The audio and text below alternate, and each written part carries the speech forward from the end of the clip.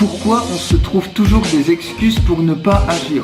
Je vais vous parler aujourd'hui de la théorie de l'iceberg qui fait partie de la discipline du leadership et marketing internet non technique. Donc qui va vous expliquer pourquoi les gens se trouvent toujours des excuses pour ne pas agir, pour pas concrétiser leurs projets, les choses qu'ils ont envie de faire. Alors le gros problème des gens, c'est que ils sont justement addicts au problème. C'est un petit peu comme une sorte de drogue, un peu de la même manière qu'ils sont addicts au sucre, c'est-à-dire qu'ils vont tout le temps avoir besoin de trouver des problèmes. Pourquoi ? La raison, c'est que ça les rassure dans leur vie, parce que avoir des problèmes, quelque part, c'est rassurant, les gens en ont besoin, et c'est beaucoup plus facile de se plaindre que d'affronter des tempêtes. Et pire encore, les gens, ils sont tellement addicts au problème qu'ils vont avoir tendance à remplacer un problème qu'on peut résoudre par un autre, à le substituer. Je vous donne un exemple. Admettons que quelqu'un veuille faire du sport, il va se trouver l'excuse « Ah bah oui, mais j'ai pas le temps. J'ai le problème, c'est j'ai pas le temps de faire du sport. » Et si, bizarrement, on arrive à lui débloquer un créneau horaire, bah oui, de telle à telle heure, tu peux faire ton sport, il n'y a pas de souci. Donc si ça s'est débloqué, il va se dire « Ah bah oui, mais je suis trop raide, ou alors je suis trop vieux pour faire ce truc-là, ou alors j'ai pas l'équipement pour faire du sport, etc. » À chaque fois, il va substituer un nouveau problème qui va le freiner justement qui va être une excuse supplémentaire à pas agir.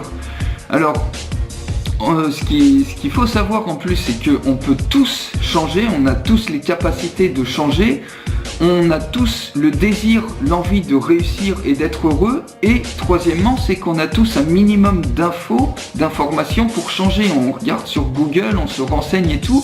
Alors comment ça se fait qu'avec toutes ces ressources-là, il n'y a que 3% des gens qui choisissent vraiment de leur vie, qui choisissent vraiment leur projet, qui choisissent de façonner leur vie avec ces ressources?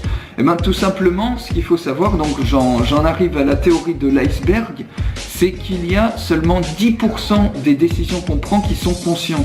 Si vous imaginez un petit peu un iceberg et au milieu vous avez la mer, il n'y a que 10%, donc c'est la face visible de l'iceberg qui est conscient de vos décisions qui sont prises consciemment, qui sont visibles. Et 90%, c'est-à-dire l'énorme, l'extrême majorité de vos décisions, elles sont complètement inconscientes. C'est-à-dire que vous avez même pas conscience que vous prenez telle ou telle décision.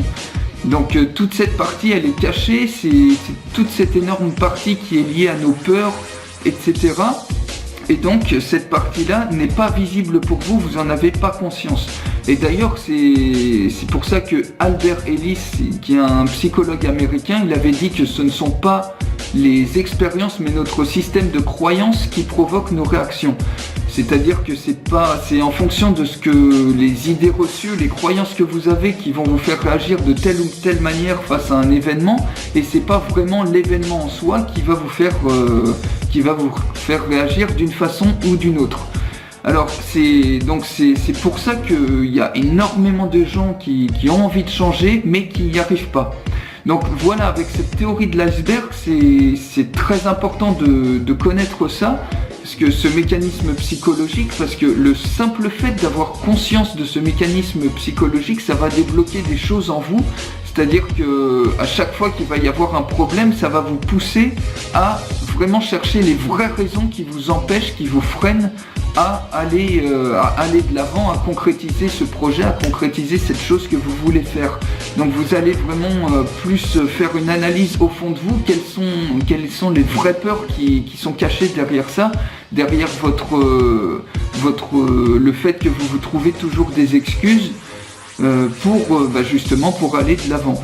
Donc en ayant la conscience de cette théorie, de la théorie de l'iceberg, vous allez vraiment pouvoir avancer, progresser dans votre vie et dans vos projets.